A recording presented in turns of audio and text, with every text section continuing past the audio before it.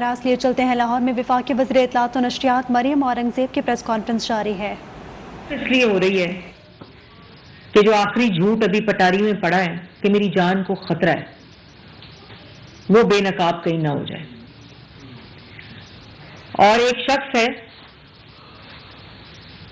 جس نے اپنے اقتدار کو بچانے کے لیے ملک کو توڑنے، پارلیمنٹ کو توڑنے، آئین کو توڑنے کے تمام حربے استعمال کیے، اس کے بعد عالمی سازش کا بیانیہ بنایا، اور عالمی سازش chief of army staff general Qamar Javed Bajwa صاحب سے ہوتی ہوئی شہباز شریف تک پہنچی تھوڑی دیر کے لیے۔ پہلے وہ جو گورنمنٹ تھی وہ پہلے عالمی سازش امریکہ پہ گئی، پھر وہ باجوہ صاحب پہ آئی، لائف ٹائم ایکسٹینشن دینے کی آفر کی گئی بند کمرے میں۔ اس کے بعد سائفر آ گیا، کاغذ لہرایا کہ جی یہ ملک کے خلاف عالمی سازش ہو گئی ہے۔ اچھا جی، عالمی سازش ہو گئی، کلٹ نے مان لیا کہ عالمی سازش ہو گئی، سوشل میڈیا ٹرولز نے مان لیا کہ عالمی سازش ہو گئی، سوشل میڈیا پروپیگینڈسٹ نے مان لیا کہ عالمی سازش ہو گئی، اور ان سوشل میڈیا پروپیگینڈسٹ کا جو گروہ باہر بیٹھا ہوا ہے انہوں نے ٹویٹ کرنی شروع کر دی کہ حکومت امپورٹڈ آ گئی ہے۔ وہی حکومت، وہی امریکی سازش، وہی عالمی سازش شہباز شریف صاحب سے ہوتی ہوئی نواز شریف صاحب پہ تھوڑی دیر رکی، اس کے بعد پھر چلی اور وہ پہنچ گئی محسن نقوی صاحب پہ۔ پھر امریکہ سے معافی تلافی ہوتی رہی۔ یہ ایک شخص ہے جو جب بھی اس کا کوئی جواب دینے کا باری آتی ہے، جب بھی وہ کٹہرے میں آتا ہے تو یہ وہ نفسیات ہے۔ عمران خان کا کوئی سیاسی مسئلہ نہیں ہے، عمران خان کے سارے مسئلے نفسیاتی ہیں۔ وہ ایک کہانی گھڑتے ہیں اور جو الزام لگتا ہے یا جو سچویشن ہوتی ہے اس سے بڑی کہانی گھڑتے ہیں تاکہ نظریں ساری ہٹ جائیں اور ان کی کہانی پہ بات رک جائے۔ پھر وہ میں حیران ہوتی ہوں کہ وہ کون لوگ ہیں جو اس شخص کے اوپر یقین کرتے ہیں اور اس کی کہانی پہ یقین کرتے ہیں، اور وہ کہانی جو 4، 5، 10 دن کے بعد جھوٹی ثابت ہو جاتی ہے۔ کل لاہور کے لوگوں نے تو اس کو مسترد کیا ہے، یہاں تک مسترد کیا ہے کہ ہاکی گراؤنڈ کی تصویریں جوڑ کر، مینار پاکستان کی تصویریں جوڑ کر، پھر اس کے درمیان سے مینار پاکستان ہی غائب ہو گیا کل تصویریں کو جوڑتے جوڑتے۔ یہ وہ شخص ہے جس کی ہر چیز روز روشن کی طرح عیاں ہے۔ پھر سائفر کی معافی مانگی تو وہ جب ڈوبنے لگا بیانیہ تو پھر کہا کہ میں لانگ مارچ کروں گا۔ پھر لانگ مارچ کو اسلامی ٹچ کے ساتھ جوڑتے جوڑتے فیل ہو گیا۔ پھر وہ فیل ہوا تو پھر یہ کہا کہ میں جیل بھرو تحریک کروں گا، جو جیل بچو تحریک بن گئی۔ اس کو جوڑتے جوڑتے لوگوں کی شہادتیں ہوئیں، صحافیوں کی شہادتیں ہوئیں، پولیس والوں کی شہادتیں ہوئیں، ان کے گھروں سے گولیاں مار کے پولیس والوں کی شہادتیں ہوئیں، اور پھر کہا کہ میں الیکشن کرانا چاہتا ہوں۔ تم الیکشن نہیں کرانا چاہتے، تم پھر سے اپنی سلیکشن کرانا چاہتے ہو، اور تم چاہتے ہو، ایک منٹ ذرا جی بات سن لیں، اور تم چاہتے ہو کہ تمہارے جو گناہ ہیں، تم جس کٹہرے میں ہو عدالت کے، اس کٹہرے سے بچ جاؤ اور اس جواب سے بچ جاؤ۔ اب سائفر کا تماشا کر لیا، لانگ مارچ کا تماشا کر لیا، جیل بچو تحریک کا تماشا کر لیا، الیکشن کا تماشا کر لیا، زمان پارک کا تماشا کر دیا، عدالتوں پہ دھاوا بولنا، حملہ کرنا، گالی دینا، دھمکی دینے کا تماشا کر لیا، پولیس والوں کے سر توڑے، پولیس والوں کی گاڑیاں جلائیں، پولیس والوں کو زخمی کیا، ان کے اوپر پیٹرول بمز پھینکے۔ دل بھر گیا ہوگا۔ زمان پارک سے دہشت گرد نکلے، پیٹرول پمپ بم کی جو پیٹرول بنانے کی تمام لوازمات تھے وہ نکلے، بنٹے نکلے، گلیلیں نکلی، ڈنڈے نکلے۔ دل بھر گیا ہوگا۔ پھر جی میں نے جلسہ کرنا ہے، میں نے عدالت نہیں جانا، میری جان کو خطرہ ہے، مجھے قتل کر دیں گے، مجھے گولی مار دیں گے، میں بیمار ہوں، میں بزرگ ہوں، میں 72 سال کا ہوں، میں نے عدالت نہیں جانا، میں نے مینار پاکستان جلسہ کرنے جانا ہے۔ اس وقت نہ میں بزرگ ہوں، نہ میں بیمار ہوں، نہ میری جان کو خطرہ ہے، نہ مجھے گولی لگے گی، نہ مجھے قتل کریں گے۔ اس وقت کوئی خطرہ نہیں ہے۔ صرف عدالت جہاں فورن فنڈنگ کا جواب دینا ہے، جہاں توشہ خانہ کا جواب دینا ہے، جہاں اپنی بیٹی ٹیرین خان کا جواب دینا ہے، وہاں نہیں میں نے جانا. پھر عدالت، پھر الیکشن کرا دو. وہ بھائی ایک شخص ایک ماچس لے کر پورے جنگل کو آگ لگانا چاہتا ہے. اس شخص کی مرضی کے اوپر، اس شخص کی شیطانی عادت کے اوپر، اس شخص کی شیطانی ذہنیت کے اوپر اس ملک کا آئین اور قانون نہیں چل سکتا. اگر تم ملک میں الیکشن چاہتے تھے، اگر تم ملک کے اندر آئین چاہتے تھے، جو تم جس پہ لیکچر آج کل دے رہے ہو، تو پھر تم نے نیشنل اسمبلی کی ووٹ آف نو کانفیڈنس کی تحریک جب جمع تھی اور تمہیں پتا تھا کہ تم وہ ہار رہے ہو، تو تم نے اسمبلی کیوں توڑی؟ تم نے ڈپٹی اسپیکر صدر سے کیوں آئین شکنی کروائی، جس کا سپریم کورٹ نے انڈورسمنٹ کر کے بحال کرائی؟ یہ صرف ذہنی مسئلہ ہے اور کوئی مسئلہ نہیں ہے. پھر میں کل سن رہی تھی 10 نکاتی ایجنڈا. وہ جو 10 نکاتی ایجنڈا ہے، وہ 10 نکاتی ایجنڈا میں گورننس ملک کی ٹھیک کر دوں گا. وہ کیسے ٹھیک کرو گے؟ 10 سال خیبر پختونخوا میں رہے ہو، 4 سال وفاق میں رہے ہو، 4 سال پنجاب میں رہے ہو. تو گورننس ٹھیک کرنے کا مطلب جو ہے کہ فرا گوگی اور پنکی پیرنی کو ملک کی گورننس حوالے کر دو گی تو ملک کا گورننس ٹھیک ہو جائے گی، جو تم نے کی. پھر جی میں معیشت ٹھیک کروں گا. وہ معیشت جو تم نے 10 سال خیبر پختونخوا میں کی، وفاق میں کی اور پنجاب میں کی، جو فرا گوگی اور پنکی پیرنی کے حوالے کی، انڈے، کٹے، مرغیاں، لنگر خانے، معیشت ٹھیک کرو گے. تو اگر کرنی تھی معیشت ٹھیک تو 10 سال خیبر پختونخوا میں کیوں نہیں کی؟ 25,000 کا قرضہ 44,000 ارب پر لے گئے. یہ تم نے اس 10 نکاتی ایجنڈے میں ڈالا ہے.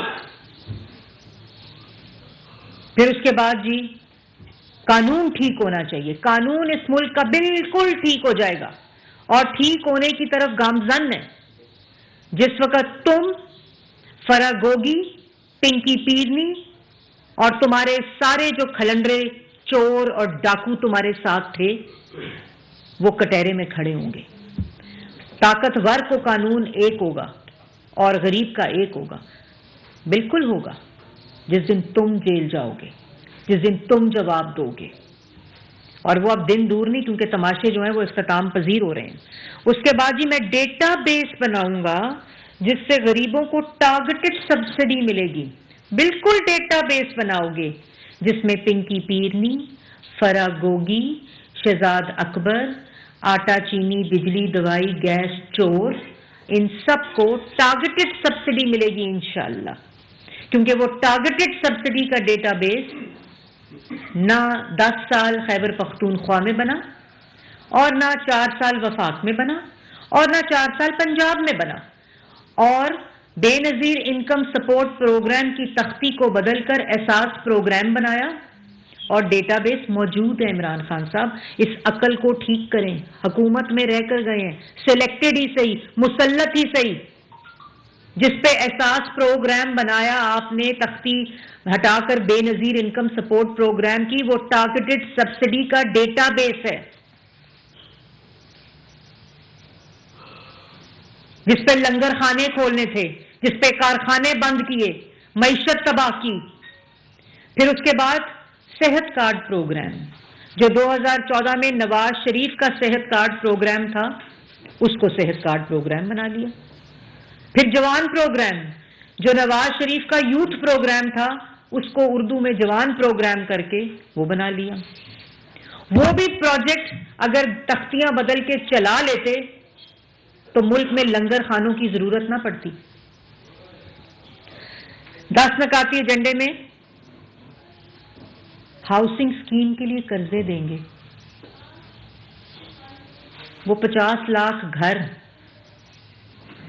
جو آپ کی بیگم القادر ٹرسٹ کی شکل میں لے گئی، جو آپ کی بیگم لوٹ مار کر کے لے گئی، پنکی پیرنی کے ضرور 50 لاکھ گھر بن گئے ہوں گے. کون سی ہاؤسنگ اسکیم کے لیے قرضے دیں گے؟ وہ جو 50 لاکھ گھر بنانے کا وعدہ کیا تھا. غریبوں کو نوکریاں دیں گے. ہائے ہائے ہائے ہائے،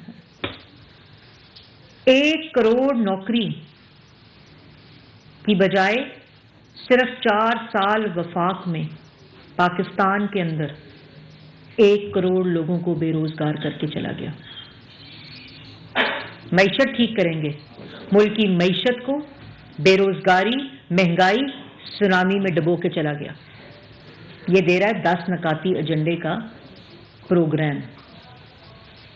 اس پہ 10 چپیڑیں پڑنی چاہیے تمہیں کہ 10 سال تم خیبر پختونخوا میں لے کر گئے ہو، ہر فائل کرپشن سے ہٹی ہوئی اور جواب نہیں دیتا. ہم سے سوال ہوتا تھا کہ اگر آپ الزام لگا رہے ہیں تو جواب دو. اب سارے کیسز کورٹ کے اندر پڑے ہیں، جہاں ٹانگ توڑ لیتا ہے، سر توڑ دیتا ہے، آئین توڑ دیتا ہے، جھوٹ بولتا ہے، بیمار ہو جاتا ہے، بزرگ بن جاتا ہے، 72 سال کا بن جاتا ہے، صرف جواب نہیں دینا. اس کے بعد کہتا ہے کہ منی لانڈرنگ پر قابو پائیں گے. او بھائی فورن فنڈنگ کا جواب دے دو، پاکستان کی منی لانڈرنگ پہ خود قابو پایا جائے گا. وہ شخص جس نے دونوں ہاتھوں سے پرائیویٹ جیٹس کے اندر پیسے بھیجے اور پیسے منگوائے، وہ کہتا ہے منی لانڈرنگ پہ قابو پائیں گے. 190 ملین بند لفافے میں کابینہ سے اپروو کروا کر اس کا جواب بھی نہیں دیتا. کہتا منی لانڈرنگ پہ قابو پائیں گے. اس کے بعد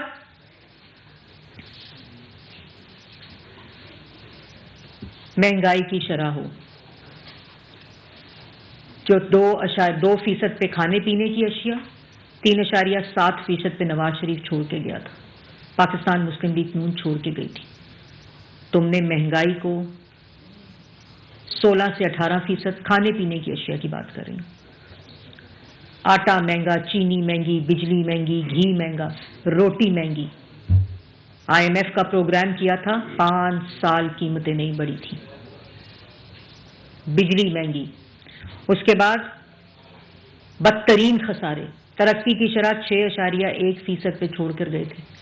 خود انہوں نے رپورٹ شائع کی. اس کے بعد وہ ترقی کی شرح پہلے منفی لے گئے، پھر اوپر چلی گئی. جس طرح اپنے ترقی اور شرح صحیح ہوتی تھی، اثاثے بدلتے گئے، بڑھتے گئے، فراگوگی کے بڑھتے گئے، ترقی کی شرح آگے اور پیچھے ہوتی رہی. یہ وہ شخص 10 نکاتی ایجنڈا دے رہا ہے. اس کے بعد جی 10 نکاتی ایجنڈا جو تھا نا، وہ معیشت بھی میں نے آپ کو بتا دیا، انڈے کٹے اور مرغیوں سے ٹھیک ہونی تھی. وہ انڈے بھی مر گئے، کٹے بھی مر گئے، مرغیاں بھی مر گئیں. نہ انڈے ملے، نہ کٹے ملے، نہ مرغیاں ملی، نہ لنگر خانے ملے. اور اس کے بعد جو 10 نکاتی ایجنڈا والے ہوتے ہیں نا، جو ملک کو ریلیف دینے کی بات کرتے ہیں، جو ملک کے اندر ترقی کی بات کرتے ہیں، عوام کو روزگار دینے کی بات کرتے ہیں، ان کا 10 نکاتی ایجنڈا سی پیک ہوتا ہے. ان کا 10 نکاتی ایجنڈا LNG ٹرمینلز ہوتے ہیں. ان کا 10 نکاتی ایجنڈا 16,000 میگا واٹ بجلی ہوتی ہے. ان کا 10 نکاتی ایجنڈا مہنگائی کو 2% پر کرنا ہوتا ہے اور 3.1% پر کرنا ہوتا ہے. ان کا جو ایجنڈا ہوتا ہے وہ IMF کے پروگرام کو مکمل کر کے ملک کی معیشت کو استحکام دینا ہوتا ہے، دہشت گردی ختم کرنا ہوتا ہے، ملک کے اندر سے دہشت گردی کے ناسور کو ختم کرنا ہوتا ہے. ان کا 10 نکاتی ایجنڈا کھانے پینے کی اشیاء کا 5 سال قیمتیں نہ بڑھنا ہوتا ہے. ان کا 10 نکاتی ایجنڈا PKLI ہوتا ہے.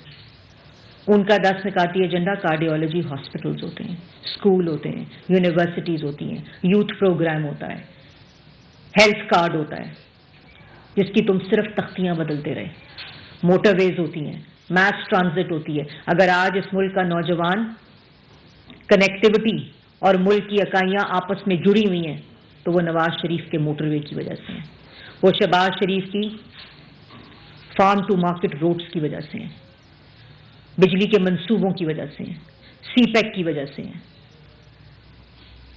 صحت کارڈ کی وجہ سے ہیں، یوتھ پروگرام کی وجہ سے ہیں، بجلی کے منصوبوں کی وجہ سے ہیں. یہ ہوتا ہے 10 نکاتی ایجنڈا. तुम सिर्फ एक मंसूबा बताओ। 10 नकाती एजेंडे ना, तो जैसे मैंने पहले कहा कि इन 10 नकाती एजेंडों पे तुम्हें 10 चपेड़े पड़ने चाहिए। तुम एक मंसूबा बताओ, ज्यादा नहीं, एक मंसूबा बताओ जो तुमने सवाए शैतानी के, मुल्क के खिलाफ साजिश करने के, मुल्क की कर्जे बढ़ाने पे, मुल्क में महंगाई बढ़ाने पे, मुल्क में माशी तबाही लाने पे, एक मंसूबा बताओ जो तुम कहो ये मंसूबा मैंने बनाया था। 10 साल खैबर पख्तूनख्वा में रहे हो और बेशर्मी के साथ, ढिठाई के साथ 10 नकाती एजेंडा देते हो। अवाम को पागल समझा हुआ है, अवाम को भेड़ बकरियां समझा हुआ है। कौन से तुम 10 साल में तालीम का सुनामी ले आए हो? कौन सा हेल्थ का सुनामी ले आए हो? कौन सा मोटरवेज का जाल बिछा दिया तुमने खैबर पख्तूनख्वा में और पाकिस्तान में? लूट मार के, खजाने खाली करके, अवाम को महंगाई और बेरोजगारी में धंसाकर, मुल्क के अंदर दहशत गर्दी वापस लाकर तुम 10 नकाती एजेंडा दे रहे हो।